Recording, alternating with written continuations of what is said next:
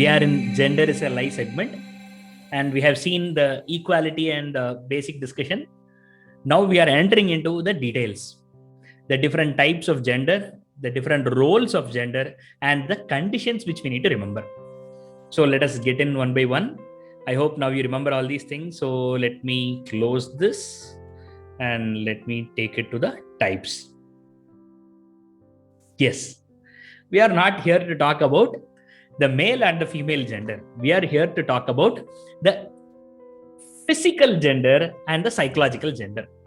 This is mandatory for all. Every human being in this planet will undergo this, and everybody will have two types.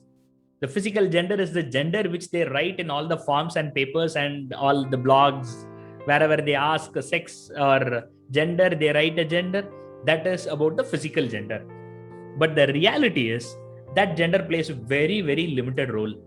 The real personality of a person, the character of a person, the approach, the attitude, the thought process, the problem solving attitude, everything comes under the psychological gender. So we will in detail discuss. But here I just want to tell one thing to keep in mind. The psychological gender doesn't need to be one gender fully, like male psychological gender or female psychological gender. No, it normally comes with a combination. We will see in the future. So some amount of a female and some amount of a male, but that amount ratio makes a person's personality. So what are all the roles these gender play?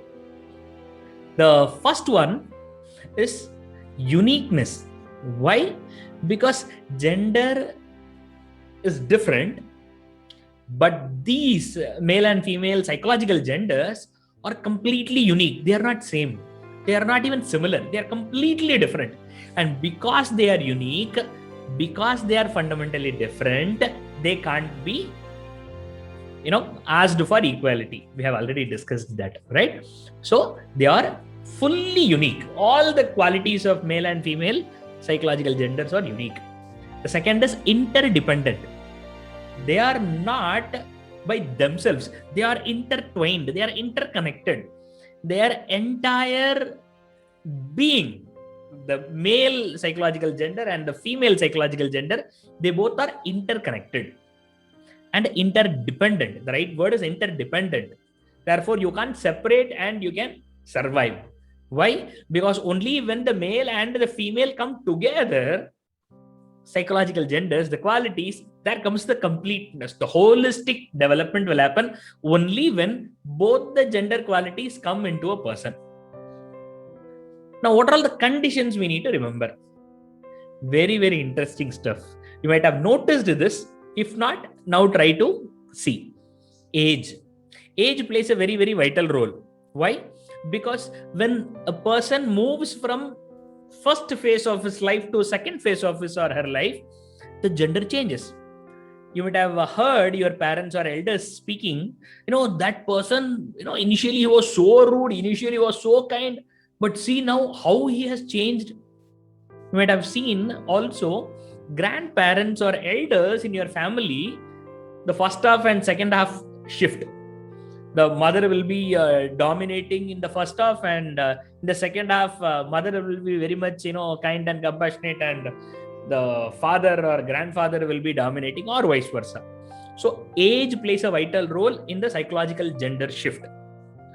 The second thing is about people. In front of different people, our psychological gender also changes. You won't have the same attitude which you have towards your subordinate when you talk to your boss. A person will not have the same attitude how he behaves with this grandparent, with the servant, right? So every time when we interact with the different people, our psychological gender moves. Now a question may come, then it is common for everybody, then everybody jump from one gender to the other, right? No. Why? Because not everybody will talk and address with grandparents and the servants in the house the same way, right? So put together in a person's psychology, which part of the qualities, which gender's qualities are more, tells the domination of that gender in a person. We will see in detail. I am just giving you a bird view before entering into the deeper version. The third dimension is place. This is one of my favorite. Why? Because when you closely observe, you will understand even the most calm, silent, kind person will become dominant, a powerful, forcing person in his own terrain. I used to watch my mother. My mother is psychologically a more female dominated person. We will discuss in detail, but just listen to the story. And my mother is, always kind, and, she plays, low normally. And whenever she enters into her hometown, whenever our car gets into that, 3 kilometers radius of that place, her hometown, she becomes so dynamic. She becomes, so powerful. She'll be dominating. She'll be forcing us to do different things. She will be, speaking more loudly. Her force, her attitude, her decision making, everything will change. So this you might have noticed. There are people, when they get into their past, particular incidents or collections of memories hold with that particular place. So whenever people get into that terrain, that place, that city, that locality, they will remember the entire thing and they will behave as if they were in that gender.